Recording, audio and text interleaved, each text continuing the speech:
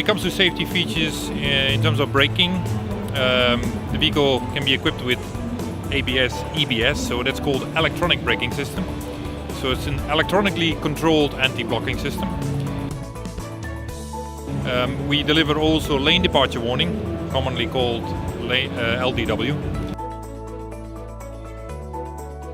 Advanced emergency braking, so in case the vehicle sees an object in front of him, he first gives you a warning in the cluster, then he beeps, and if nobody reacts, it actually actively brakes.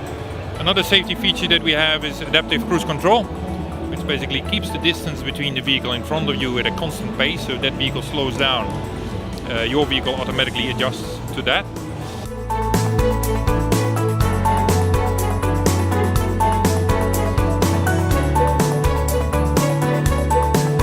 Our new NTG cab comes with a reinforced cab structure, so it's extra resistant in case of impact.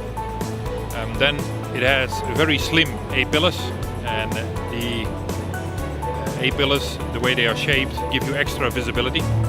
We have also moved the driver slightly forward and slightly sideways, and this gives you a better position and much better visibility inside the cab.